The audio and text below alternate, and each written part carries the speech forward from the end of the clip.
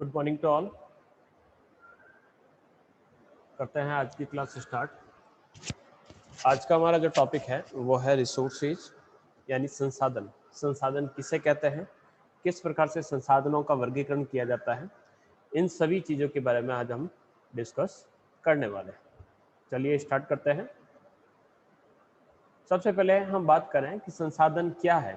तो संसाधन वह स्रोत या तत्व है जो मानवीय उद्देश्यों तथा आवश्यकताओं की पूर्ति करने में सक्षम है, वो संसाधन कहलाता है।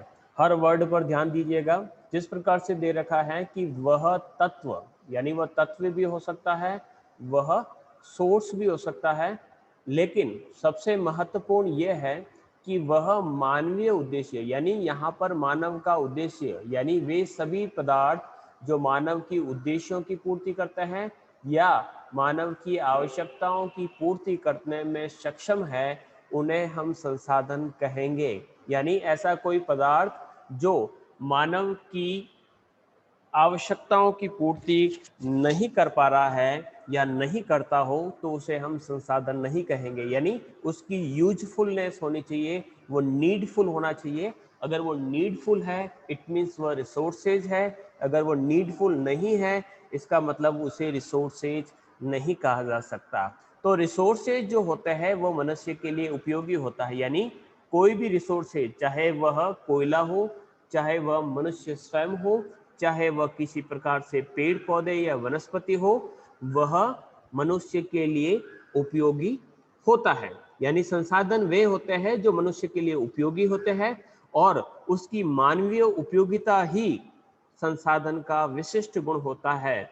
यानी किसी पदार्थ या पदार्थ को या किसी वस्तु को संसाधन यानी रिसोर्सेज की कैटेगरी में हम तभी रख सकते हैं जब वह मनुष्य की किसी न किसी आवश्यकता या उद्देश्य की पूर्ति करता हो या करने में समर्थ हो, तो उसे हम क्या कहेंगे, संसाधन कहेंगे।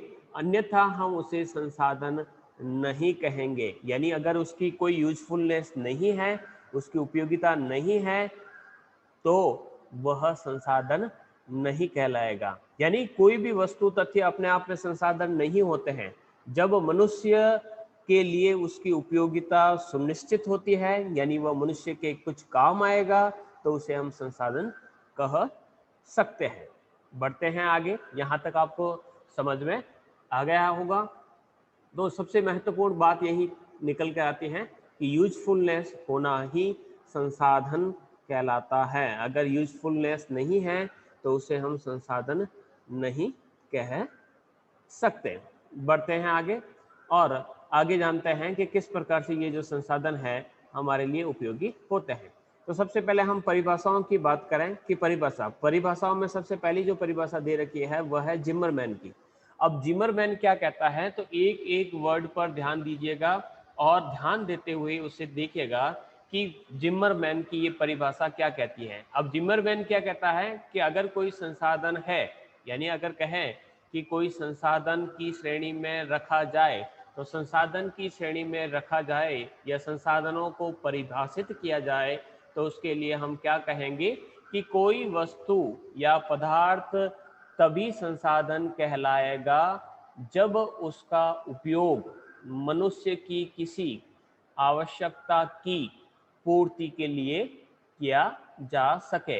यानी संसाधन कोई वस्तु या पदार्थ नहीं, बल्कि वह कार्य है जिसे कोई वस्तु या पदार्थ मानवीय आवश्यकताओं की पूर्ति के लिए कर सकता है। यानी इस परिभाषा का अर्थ ये निकलता है कि अगर हमें संसाधन किसी पदार्थ को कहना है, तो उसके लिए सबसे महत्वपूर्ण जो बात निकल के आती है, यहाँ पर कुछ वर्ड आपके लिए बार बार आएंगे, जैसे कि यहाँ पर लिख रखा है कि मनुष्य की किसी आवश्यकता, मनुष्य की किसी आवश्यकता की पूर्ति करने में सक्षम हो। यानी अगर वो मनुष्य की किसी आवश्यकताओं की पूर्ति करने में सक्षम हो, तो उसे हम संसाधन कहेंगे।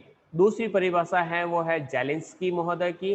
अब जेलिंस्की क्या कहता है कि संसाधन वे तत्व या गुण होते हैं जो मानव की आवश्यकता, देखिएगा यहाँ पर भी एक ही वर्ड निकल के आ रहा है, मानव की आवश्यकताओं को संतुष्ट करते हैं और जो अपनी आर्थिक, सांस्कृतिक उपलब्धियों तथा संसाधन समता संसाधन समता के अनुसार लोगों के उद्देश्यों, प्रतिभाओं तथा प्रयत्नों के साथ साथ स्पष्ट रूप से बढ़ते जाते हैं। अर्थात संसाधन जो होते हैं वो ज्ञान के साथ बढ़ते रहते हैं, यानी संसाधन फिक्स नहीं रहते हैं। पहली बात तो ये है कि संसाधन जो होते हैं वह मनुष्य की आवश्यकताओं की पूर्ति करते हैं, लेकिन मनुष्य की आवश्यकताओं की पूर्ति के साथ साथ एक और गुण इसके अंतर्गत पाया जाता है, वह पाया जाता है कि जो संसाधन होते हैं वे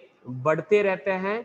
इंग्लिश में मैं आपको बताऊंगा, रिसोर्सेज और सब्सिटेंस और properties which satisfy human need, and obviously they increase with the aim, talent and effort of people on their economic, cultural attainment and on their ability to exploit resources. ये W Zelensky का कथन है कि संसाधन जो हैं वो बढ़ते रहते हैं। बढ़ते रहने का अर्थ होता है कि ये चेंज होते रहते हैं। जैसे कि अगर कहा जाए कि पहले कोई संसाधन था, जैसे कि आने वाले समय में जिस प्रकार से हमें पेट्रोल और डीजल की जो रेट इंक्रीज हो रही है, तो या उसके भंडार अगर समाप्त हो जाते हैं तो हो सकता है कि आने वाले समय में हम इन चीज़ों को भूल जाए, हम भूल जाए कि पेट्रोल नाम का भी कोई खनिज पदार्थ, तरल पदार्थ या ऊर्जा संसाधन के रूप में उसे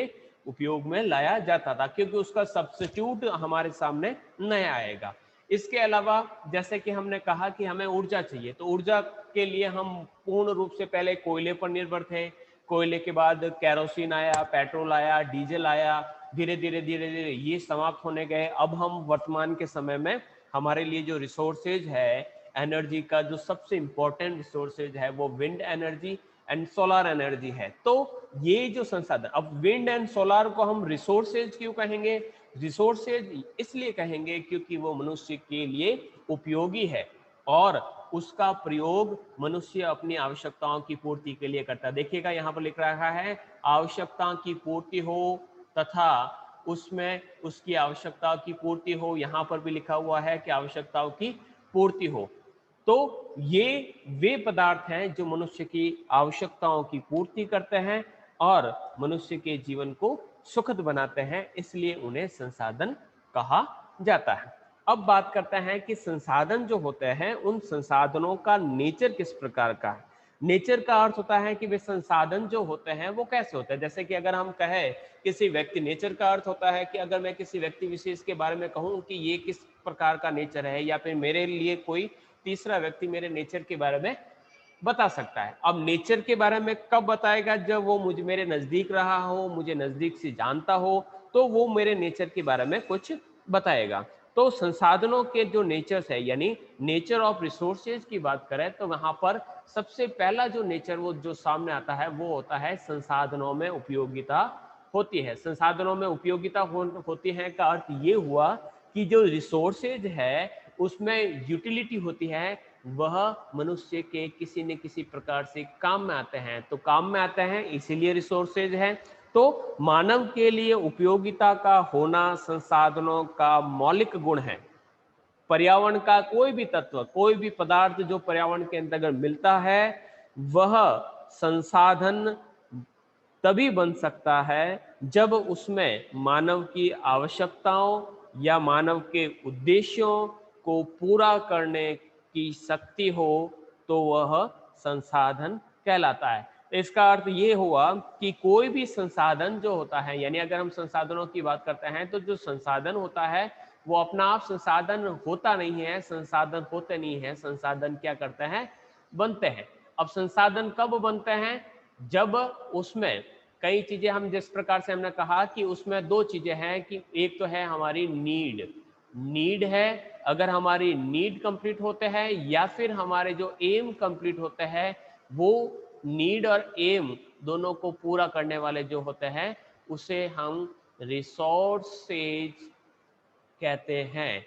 अब ये नीड और एम जो पूरा करेंगे तो वो संसाधन। अब नीड और एम कैसे जुड़ेगी, तो मनुष्य तय करता है। यानी कोई पत्थर है, जैसे कि हमने कोई उदाहरण लिया, जैसे कि किसी ने नहीं सोचा होगा कि जो बजरी है, जो नदी की रेत है, वो भी इतनी महंगी हो जाएगी कि उसके लिए बहुत ज्यादा राजनीति और लड़ाई झगड़े तक या पुलिस कार्रवाई की आवश्यकता रहेगी, क्योंकि उस समय रेत की आवश्यकता कम थी। हम हमारे मकानों का निर्माण मिट्टी से कर लेते थे, बजरी का प्रयोग नहीं करते थे, और अभी वर्तमान में वह ज्यादा प्रयोग में लाई जाती है। यानी उससे मनुष्य की आवश्यकताएं पूरी होती है, उससे उसके उद्देश्य पूरे होते हैं, तो वो क्या कहलाता है, रिसोर्सेज कहलाता है। तो मनुष्य खुद उसकी जो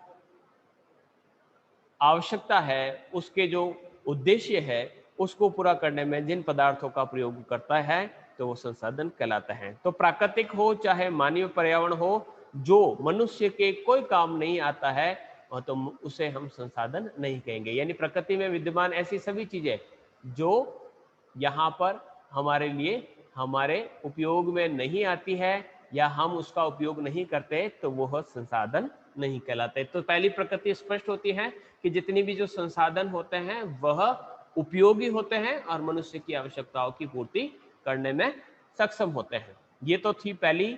और पहली के बाद हम दूसरी प्रकृति के बारे में डिस्कस करते हैं कि संसाधन जो होते हैं वो गत्यात्मक होते हैं। गत्यात्मक यानी रिसोर्सेज और डायनामिक। अब डायनामिक का अर्थ होता है कि जो संसाधन होते हैं वो स्टेबल नहीं होते हैं, स्थिर नहीं होते हैं, बल्कि गतिशील यानी डायनामिक होते हैं, तथा चेंजेबल यानी परिवर्तनशील होते हैं। अब परिवर्तनशील का अर्थ ये हो गया कि जब हमने प्रयोग किया खनिज तेल का, तो शुरुआत के दिनों में हम केवल और केवल डीजल का प्रयोग करते थे, पेट्रोल का अस्तित्व उस समय नहीं था। तो डीजल में से हमने पेट्रोल को निकाला, डीजल और पेट्रोल के बाद जो कचरा बचा उसमें से हमने केरोसिन बनाया, और इसके साथ साथ में उसमें जो पदार्थ निकलते थे उन पदार्थों से हमने कहा कि पेट्रोलियम जेली भी निकल सकता है, इसके अंदर डामर भी निकल सकता है जिसे कोल तार कहा जाता है। तो हर चीज का हमने ज्यादा से ज्यादा उसका उपयोग करना शुरू किया। अब ये चीजें हमने कैसे शुरू की कि जब हमारी जो टेक्नोलॉजी है, हमारा जो ज्ञान है, वो जैसे जैसे बढ़ा, हमारे पास नई नई तकनीकी आई, हम उस तकनीकी के प्रयोग के द्वारा संसाधनों को हमने क्या कर दिया, डायनेमिक किया। डायनेमिक यानी उसको हम सुधार करते गए और उसमें हम बदलाव लाते गए। तो संसाधन स्थिर नहीं होती है, वह गतिशील और परिवर्तनशील होते हैं। अज्ञान तथा आवश्यकता के अभाव के कारण प्रकृति में बहुत सारे ऐसे तत्व होते हैं जो बेकार पड़े रहते हैं, लेकिन जिसका मानव के लिए कोई उपयोग नहीं होता है। लेकिन जैसे जैसे मनुष्य अपने ज्ञान और प्रौद्योगिकी का विकास करता है, जैसे जैसे उसकी आवश्यकताएं बढ़ती है, और वही पदार्थ जो पहले बेकार पड़े थे, उसका कोई उपयोग नहीं किया जाता था, वो धीरे धीरे लिए हमारे लिए उपयोगी साबित होते हैं, और हम उनका उपयोग अपनी आवश्यकताओं की पूर्ति के लिए करते हैं। इसीलिए कहा जाता है कि संसाधन, यहाँ पर एक मैं कोटेशन लिखता हूं कि जो संसाधन है, संसाधन होते नहीं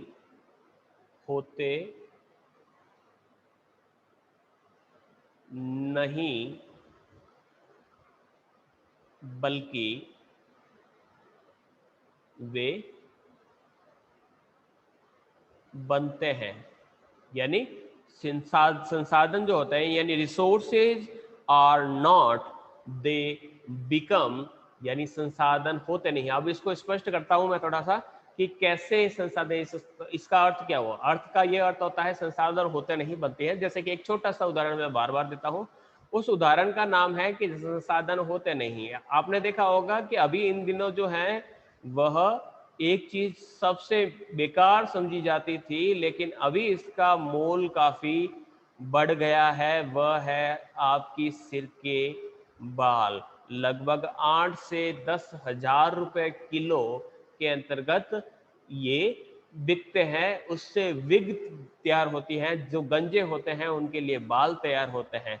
तो ये पहले हम ऐसे ही कंघी में से निकाल कर उसे फेंक देते थे, लेकिन अब वो क्या बन गए हैं हमारे लिए, क्या बन गए हैं, वह हमारे लिए उपयोगी बन रहे हैं, क्योंकि इसका उपयोग हम करने लगे हैं। तो उपयोगी और बनने के कारण अब ये हमारे लिए क्या बन गए, संसाधन। अब वो उपयोगी कैसे बने, यानी बाल पहले उपयोगी नहीं थे और अब बने, तो उसके पीछे हमारी जो टेक्नोलॉजी है, उस टेक्नोलॉजी के कारण ये इस प्रकार की बात संभव हुई। तो संसाधन जो है इसी प्रकार से बनते रहते हैं और वो डायनेमिक होते हैं।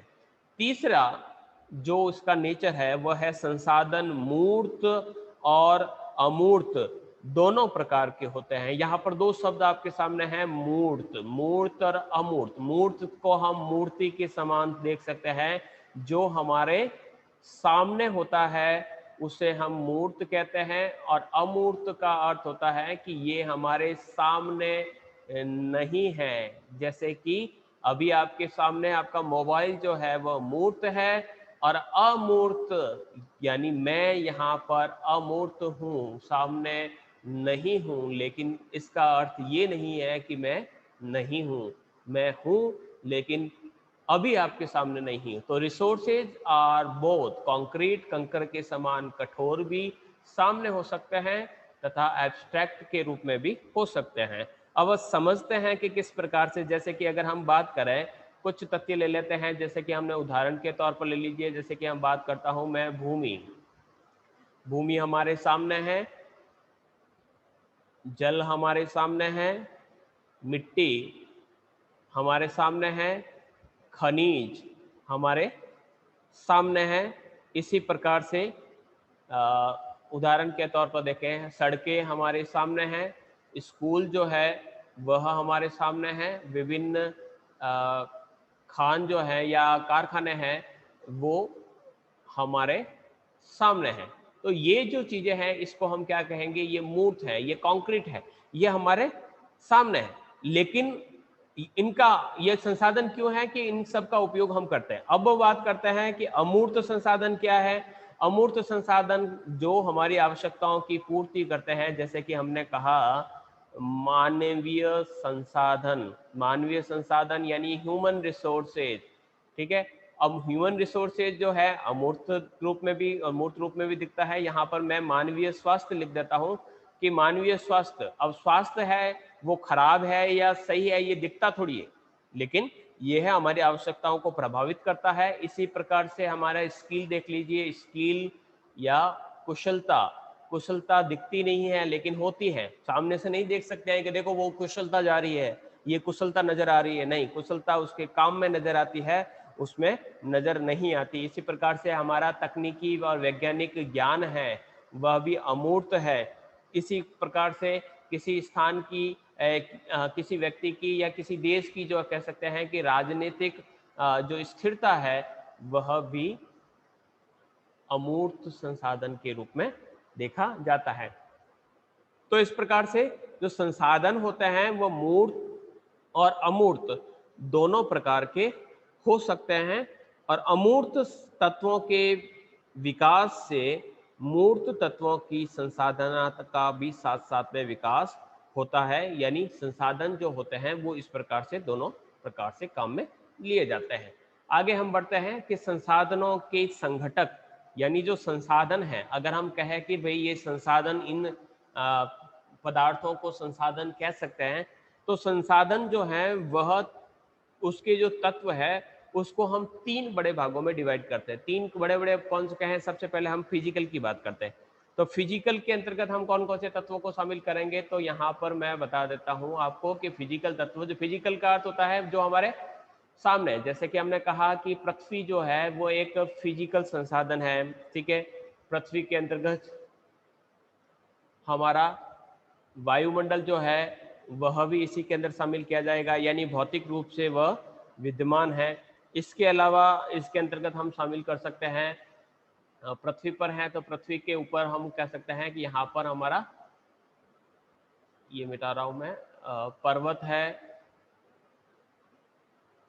पठार है, मैदान है, ये क्या है? ये फिजिकल संसाधन। इसके अलावा हम बात कर रहे हैं कि हमारी जो नेचुरल रिसोर्स हैं, प्राकृतिक जो वनस्पति है, वह भी फिजिकल रूप में पाई जाती हैं। तो ये भौतिक तत्व यानी संसाधनों के भौतिक तत्वों के अंतर्गत इसको शामिल किया जा सकता है। नेक्स्ट जो है वो है जैविक तत्व। अब जैविक तत्व जो है यानी बायोलॉजिकल जो एलिमेंट्स है, उसमें हम किस किस को शामिल कर सकते हैं? तो बायोलॉजिकल के अंतर्गत अगर हम शामिल करें तो इसके अंतर्गत प्राकृतिक, वनस्पति और जीव विज्ञान, दो को, यानी अगर बायोलॉजी को अगर बात करें तो बायोलॉजी की दो शाखाएं होती हैं। एक तो होती है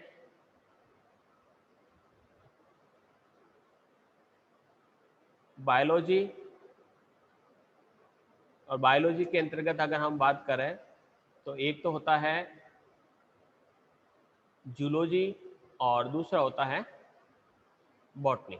तो ये जूलॉजी और बॉटनी दोनों इसके अंदर शामिल होती है। जूलॉजी के अंतर्गत हम क्या करते हैं? बात जीव की बात करते हैं, और बॉटनी के अंतर्गत हम वनस्पति की बात करते हैं। तो ये जो तत्व होते हैं ये हमारे रिसोर्सेज के अंतर्गत आते हैं। अब इस रिसोर्सेज के अंतर्गत हम झाड़ियों, घास, वृक्ष, वनस्पति, शैवाल, थलचर, जलचर, नभचर, इन सभी को इसके अंतर्गत शामिल कर, यानी सूक्ष्म जीव से लेकर के बड़े बड़े से जीव हैं वो भी इसके अंदर हम शामिल कर सकते हैं। तो ये तो हुए आपके दो संगठक। दो संगठक के बाद तीसरा जो है वो है मानवीय तत्व यानी ह्यूमन एलिमेंट। अब ह्यूमन एलिमेंट के अंतर्गत क्या है कि मानव द्वारा जितने भी जो संशोधन यानी कुछ निर्मित जितने भी जो दृश्य है, चाहे वो दिखते हो चाहे नहीं दिखते हो, वो इसके अंदर शामिल किए जाते हैं। और सबसे इम्पोर्टेंट ये है कि ये जो तत्व है, अगर संसाधन जो है उसके लिए क्या इम्पोर्टेंट टर्म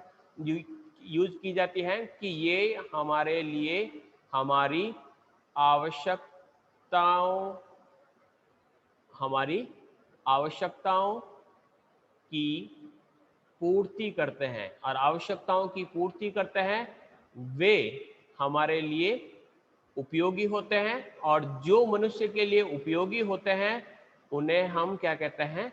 हम संसाधन कह सकते हैं। तो मानवीय तत्व, अब मानव ने क्या क्या बनाया? तो मानव तत्व यानी मानव ने जो जो चीजें बनाई हैं, जैसे कि यातायात के साधन हैं, चाहे रेल हो, चाहे सड़क हो, चाहे वायु या जल यातायात हो, या संचार के साधन हो जिसमें समाचार पत्र है, दूरदर्शन, रेडियो, इंटरनेट हो, या कृषि संबंधित तत्व हो जिसके अंतर्गत खेत हैं, फसलें हैं, बाग बगीचे हैं, चरागाह है, पगडंडियां है, या खदानें हो, सांस्कृतिक, राजनीतिक, शिक्षण संस्थाएं हो, स्कूल कॉलेज हो, मंदिर हो, मस्जिद हो, सैनिक छावनियां हो, हॉस्पिटल्स हो, ये सारी की सारी जो चीजें होती हैं जो हमारे सामने हैं, इसलिए उन्हें मूर्त रूप में हम देख सकते हैं। और कुछ ऐसे होते हैं जो अदृश्य होते हैं। अदृश्य मानवीय तत्वों के अंतर्गत कौन किन को शामिल कि मानव की जो तकनीकी है, अब जो तकनीकी ज्ञान है वो तकनीकी ज्ञान हमें नहीं दिखता है लेकिन हमारे लिए अमूर्त नहीं दिखता है, इसलिए अमूर्त है लेकिन हमारे लिए उपयोगी है। तो तकनीकी है, वैज्ञानिक ज्ञान है, कला है, तकनीकी ज्ञान है, कला है, कला के साथ साथ उसकी भाषा है, भाषा को हम देख नहीं सकते हैं, भाषा है, उसका साहित्य है। तो ये सब चीजें हमारे लिए क्या है? उपयोगी। यानी हम कह सकते हैं कि इन चीजों के अभाव में इनकी आवश्यकता हमें रहती है। तो आवश्यकता रहती है इसलिए ये हमारे लिए क्या है? संसाधन के रूप में जाने जाते हैं। संसाधनों का वर्गीकरण नेक्स्ट जो क्लास रहेगी उसके अंतर्गत हम पढ़ेंगे।